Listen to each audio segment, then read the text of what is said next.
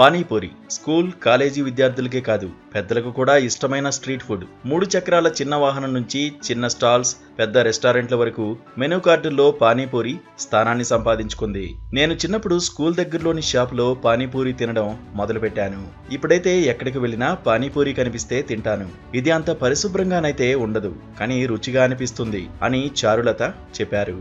అయితే పానీపూరిలో 3 రకాల రసాయనాలు కలుపుతున్నట్లు అధికారుల పరిశీలనలో తేలింది. ఈ రంగులు ప్రకాశవంతమైనవి, ఎక్కువ కాలం ఉంటాయి. పుల్లని పానీయంలో యాపిల్ గ్రీన్ రంగు, పూరికి సన్సెట్ ఎల్లో రంగు, మసాలాకు టాట్రాజైన్ రంగు కలుపుతారు.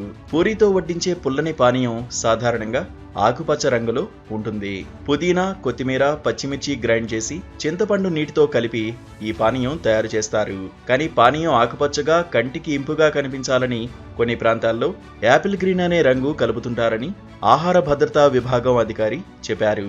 1/2 లీటర్ నీటిలో కొద్దిగా కలిపిన ప్రకాశవంతమైన ఆకుపచ్చ రంగును ఇస్తుందని ఆయన తెలిపారు. పూరీలు తాజాగా కరకరలాడేలా ఉండడానికి, పసుపు రంగులో మెరిసిపోవడానికి సన్సెట్ ఎల్లో రంగును ఉపయోగిస్తారు. మసాలా నారింజ రంగులో కనిపించడానికి టార్టాజీన్ అనే రంగు వాడతారు. అలాగే చింతపండును రాత్రంతా నానబెట్టడానికి బదులుగా తక్షణ పులుపు కోసం కొన్ని లవణాలు కలుపుతారు. ఇవన్నీ నాడీ వ్యవస్థపై ప్రభావం చూపుతాయి. యాపిల్ గ్రీన్ డైని బట్టలు, లోహాలకు రంగులు వేయడానికి కూడా ఉపయోగిస్తారు. సబ్బు, షవర్ జెల్ వంటి ప్రొడక్టుల్లో కూడా వినియోగిస్తారు. సన్సెట్ ఎల్లోను శీతల పానీయాలు, సౌందర్య సాధనాలు, ఫార్మాస్యూటికల్స్ లో కూడా ఉపయోగిస్తారు.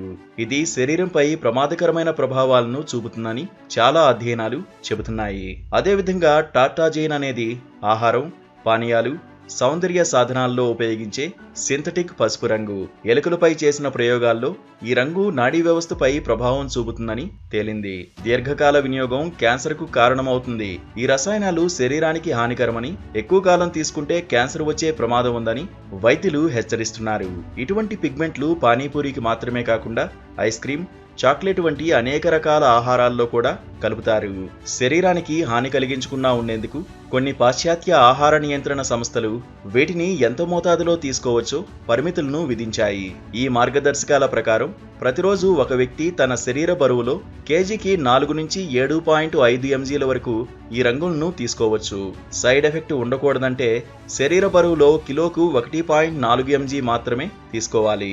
ఉదాహరణకు 60 కిలోల బరువున్న వ్యక్తి ఒక రోజులో 60 నుంచి 80 mg మోతాదులో ఈ రంగులను తీసుకోవచ్చని డాక్టర్ అదితి చెప్పారు. అంతకుమించి తీసుకుంటే ఆరోగ్య సమస్యలకు దారితీస్తుందని ఆమె హెచ్చరించారు.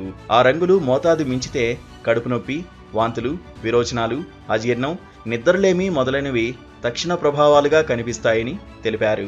ఈ రసాయనాలను ఎక్కువగా తీసుకుంటే కిడ్నీ, కాలేయం దెబ్బతినవచ్చు. శరీరంలో ఎర్ర రక్త కణాలు, ప్లేట్లెట్స్ సంఖ్య తగ్గి కొవ్వు శాతం పెరగవచ్చు. గర్భిణీలు ఈ రంగులు వినియోగించినట్లయితే భవిష్యత్తులో వారి పిల్లలు నరాల పెరుగుదల రుగ్మతలు ఎదుర్కొనే ప్రమాదం ఉంది. ఈ రసాయనాలు జన్యు పరివర్తనాలకు కూడా కారణమవుతాయి.